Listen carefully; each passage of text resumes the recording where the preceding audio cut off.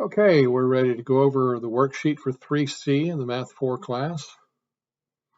And we might actually use some condensing or expanding logarithms. You never know. That's one of the tools on our tool belt. All right, so we're supposed to come up with two ways of doing this. First way here might be to rewrite 64 as 4 to the third. That would mean that these two exponents are equal to each other. Add 7 to both sides and divide by 2. Here we might try rewriting them as a logarithm. Log base 4, the exponent goes over to the right, and the 64 goes in the middle. And so we've got x on that side. We can do the divide 2 and add 7, but we need to see if we can do this so that we don't have logs anymore. We can use the change of base formula so that instead of base 4, now they're base 10.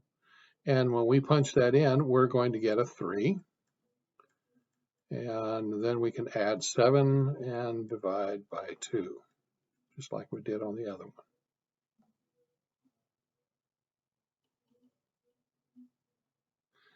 All right, here, we'll probably try dividing by 3 first, even though it doesn't give us a pretty fraction.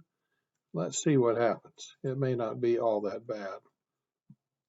We'll rewrite this as log base e. And we can rewrite this in exponential form. E is the base, 7/3 is the exponent, and 2x goes on the other side. Now all we have to do is figure out what the heck is e to the 7/3 and divide it by 2, and we'll have x all by itself.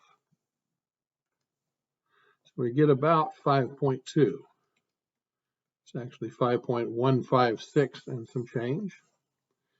All right, so we go over to the other side, and this time instead of dividing by 3, we're going to move the 3 back over as an exponent above 2x, which means that this is about to become 8x cubed.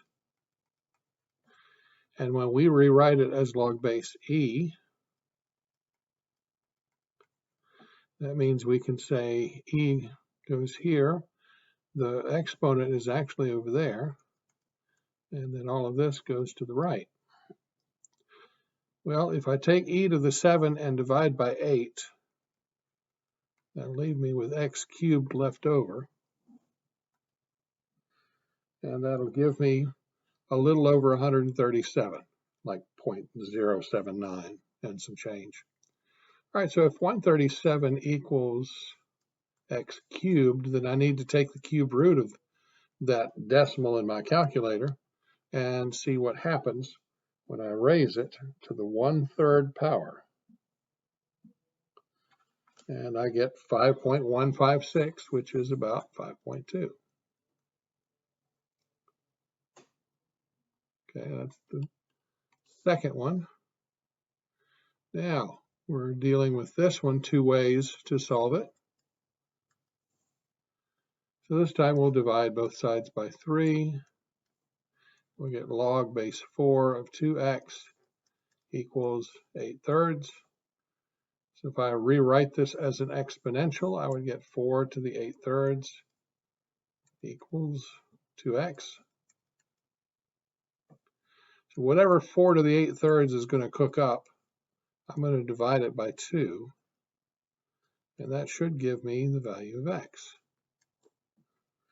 And it gives me about 20.158, and some change, we'll call it 20.2. Over on the other side, I think we'll take the 3 and move him over. Log base 4 of 2x raised to the 3rd equals 8. And that's going to leave log base 4 of 8x cubed equals 8. Now to rewrite it as exponential, this 4 to that 8 equals the 8x cubed. And if I divide by 8, That'll just give me x cubed.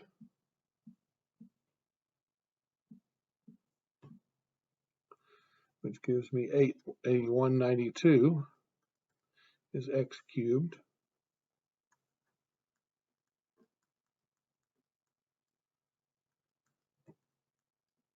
So I take the cube root of that.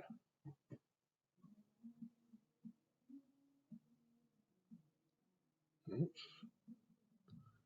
That's what I think I did wrong the first time.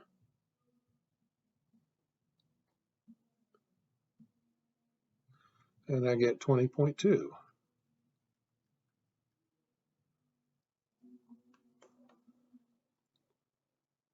Okay. All right, number 4, find 2 ways of solving this guy. Whoa, that was interesting. Okay. So we'll try a natural log on both sides.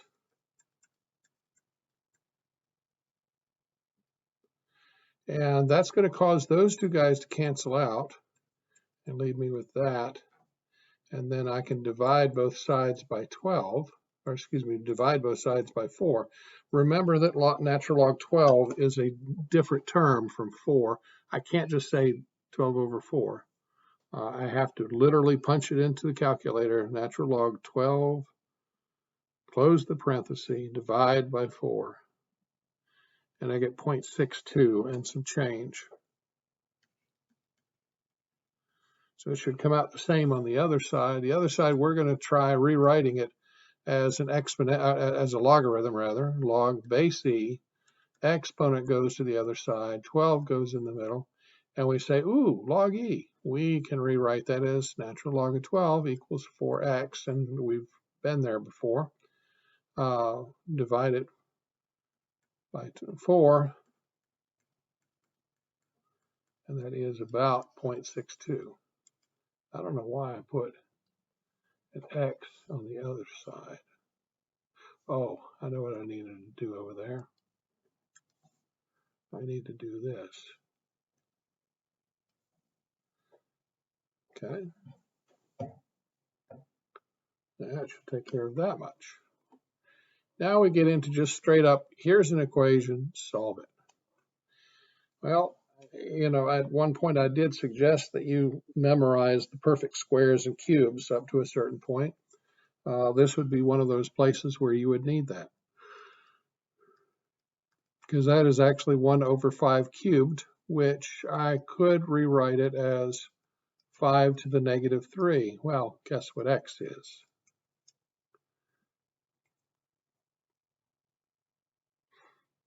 Okay. Now this one, we're going to have to recognize that 5 is the base in both of these. This is actually 5 to the third raised to the 3x minus 4. And this would be 5 to the fourth raised to the x plus 1. So that's going to mean that I'm actually dealing with 5 to the 9x minus 12. And here I'm dealing with 5 to the 4x plus 4. Well, since we have a common base, then I can come over here and say 9x minus 12 equals 4x plus 4. And so if I subtract 4x from both sides, I get that. If I add 12 to both sides, I get that. If I divide by 5, I get that. Or we could say 3.2. Either way would be all right.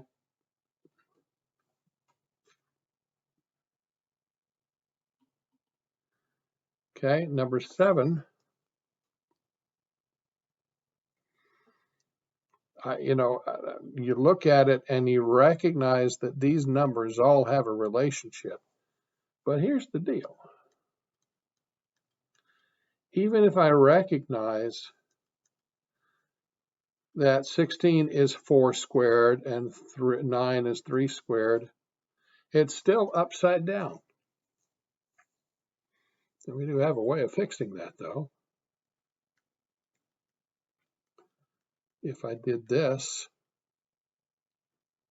and I raised it to the -2, now I could flip it over. Oh, guess what x is now?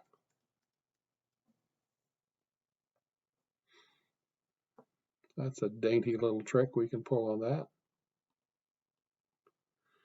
All right, so here we have both of these in log base 2. Subtraction means that I should be able to do this to it. And that's about as far as I can condense. So looking at this and realizing that if I rewrote this as an exponential, there's my base, there's my exponent, and there's the rest of it. Well, that's like saying 2 equals that. And if I multiply both sides by 13, I get that.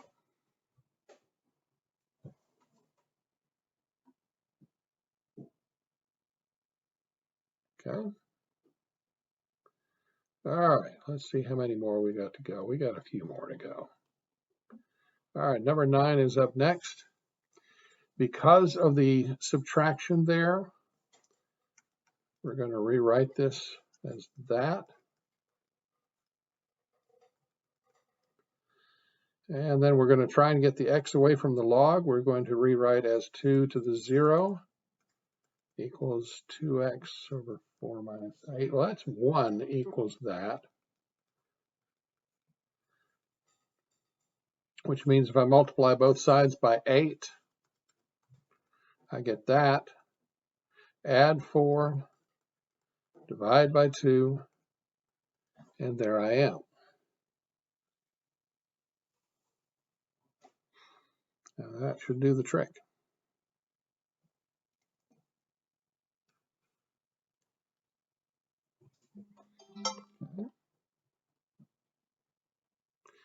All right, here, this one is actually a surprising tool from the belt. If I've got an x only in the top log, but not in the bottom log, watch what happens when I multiply both sides by log of 29.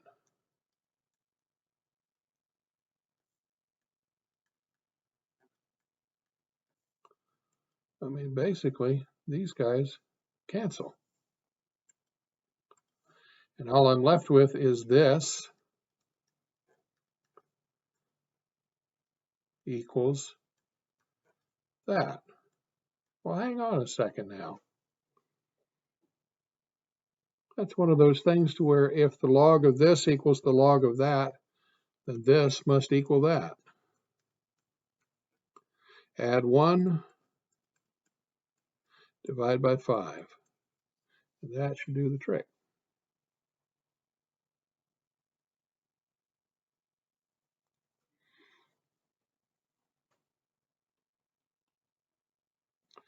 All right, for this one, we're going to take the subtraction and turn it into division,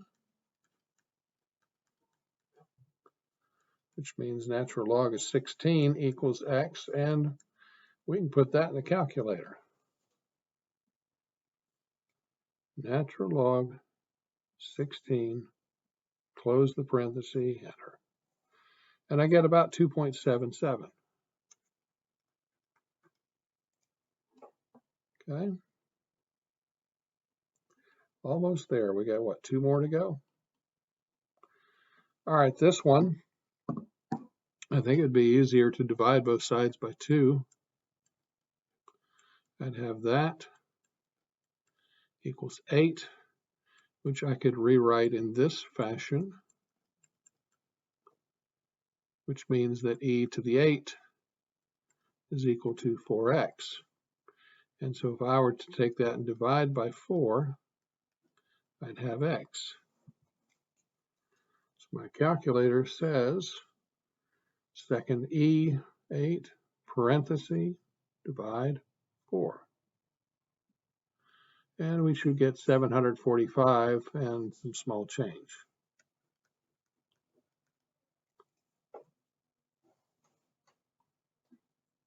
Okay, and watch your closing parenthesis around that 8.